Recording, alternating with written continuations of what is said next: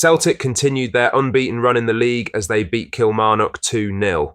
In today's video, we will discuss the fallout from the game whilst going over the huge Celtic news ahead of the international break. There's so much to cover in today's video, but first make sure you like the video and subscribe to the channel for more Celtic content. Celtic manager Brendan Rodgers gave a coy reaction to Nicholas Kuhn's recent form after the German netted yet again for the Hoops on Sunday. Unsurprisingly, Kuhn was among the goals for Celtic at Rugby Park, scoring the second in their 2-0 win over Kilmarnock. Played in behind by right-back Alistair Johnston, the 24-year-old's rapid pace saw him latch onto the ball, drive in towards goal, and open up his body to finish past a helpless Robbie McCrory.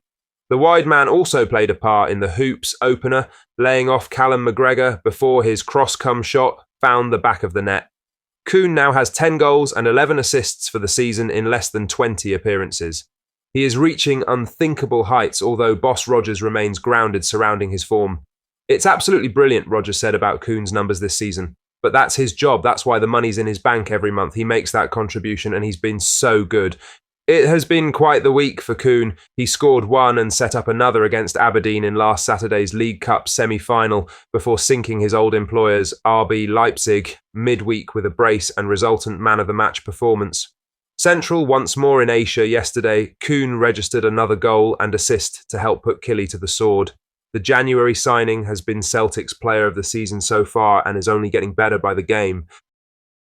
In other news, Celtic striker Adam Idah has been forced to withdraw from the Ireland squad for the upcoming international break through injury. It comes after the big striker took a nasty elbow to the nose yesterday from Kilmarnock central defender Joe Wright. The pair went up for a header, and although he didn't mean it, Wright's elbow ferociously connected with Idah. The Irishman spent a good few minutes down on the Astro getting treatment, with blood visibly gushing from his nose. Despite the knock, Idah played on until the 63rd minute, when Kyogo Furuhashi replaced him. Celtic boss Brendan Rodgers wasn't asked about Idah in any of his post-match interviews or his press conference. We don't know the extent of Idah's injury, but it has been severe enough to rule him out of both of Ireland's games against Finland in Dublin this Thursday and against England at Wembley on Sunday evening. Rodgers will hope the 23-year-old recovers well and returns for what the boss has described as an ultra-marathon of fixtures on the horizon. The Hoops kick things off with a trip to Tynecastle a week on Saturday, for which having a full squad fit and available would be greatly welcomed by both the manager and fans. In other news, Alistair Johnston is seemingly edging closer to a new deal, though the manager said nothing was imminent and Greg Taylor's situation is still unresolved. Daniel Cummings, an 18-year-old striker from the Celtic B team who has been in sensational form this season, also has a contract dwindling down. Cummings' contract is set to expire next summer, which has attracted significant interest from clubs south of the border due to the relatively low cross-border compensation rules that would allow English teams to secure his services for just €310,000. The Cummings performances this season have been remarkable. He has scored 18 goals in 17 matches across all competitions, including 2 standout goals against RB Leipzig in the UEFA Youth League, where he is currently the joint second top scorer. This prolific form has put him on the radar of several English clubs, and with his agency's extensive network across Europe's top leagues, the possibility of a move is becoming increasingly real. Celtic faces a critical juncture in deciding Cummings' future. As a lifelong fan of the club, there is hope that an agreement for an extension can be reached. Securing his future would be a great move, ensuring that the Hoops maintain control over one of their brightest young prospects before he becomes the subject of a competitive bidding war in the transfer market. In other news, Celtic manager Brendan Rodgers has responded to speculation that Alex Vallé's loan could be cut short, following reports that Barcelona may recall the young defender in January. The rumour gained traction after Vallé was left out of the starting lineup for Celtic's 3-1 Champions League victory over RB Leipzig, replaced by Greg Taylor. Despite this, Vallé came on after the hour mark and impressed with his energetic play, showcasing attributes that have made him a fan favourite. Rodgers moved to reassure fans, downplaying the notion of an early recall. He stated, "Not that I'm aware of Barcelona looking to cut Vallé's loan short. Get told Sky Sports. Nobody has told me any different. I suppose we're getting close to the stage where rumours and gossip kick in leading into January. I know that Alex has enjoyed his time here, and on and off the pitch he's a really important player for us, so we wouldn't want to lose him.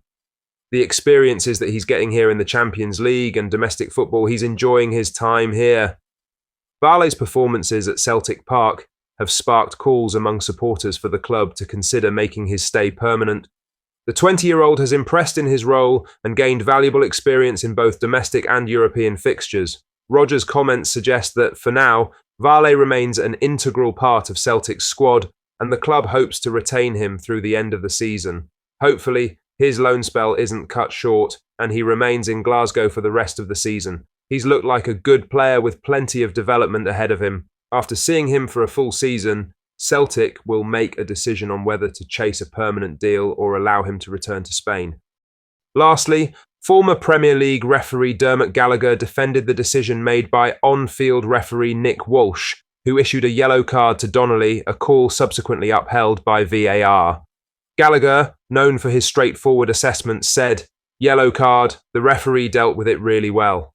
According to Gallagher, the decision fell within the realm of correct officiating, suggesting that while the challenge was aggressive, it did not meet the threshold for violent conduct necessary for a red card.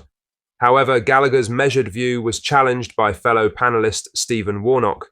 The former Liverpool and England defender expressed a much sterner take on the incident, pointing out the potential severity of Donnelly's actions. Warnock highlighted the immediate reaction from Schmeichel, who appeared incensed and had to be held back by teammate Austin Trusty. Warnock did not mince his words. He should go for that. It is naughty. That is intent to smash him across the face. The pundit believed the elbow, if fully connected, could have had serious consequences for Schmeichel, stating the anger from Kasper is because he knows if Liam had gotten his way, it could have broken his jaw. The moment has divided opinions among pundits and fans, with some agreeing with Gallagher's assertion that Walsh managed the situation appropriately, while others side with Warnock's view that Donnelly should have been shown a red card for endangering an opponent. He might not have connected, but the intention was to harm an opponent. The VAR decision to back Walsh's original call has brought the use of video technology into the spotlight once more, raising questions about consistency in handling physical altercations on the pitch. For Brendan Rodgers' Celtic, the incident was a reminder of the intense physicality they often face, while Kilmarnock boss Derek McInnes may feel fortunate his player stayed on the pitch, especially given Donnelly's previous disciplinary record. As debates continue, the incident serves as an example of how moments of aggression can swiftly alter the course of a match and stir opinions long after the final whistle. Celtic fans, what are your thoughts on what we discussed in today's video? Let us know down in the comments section below.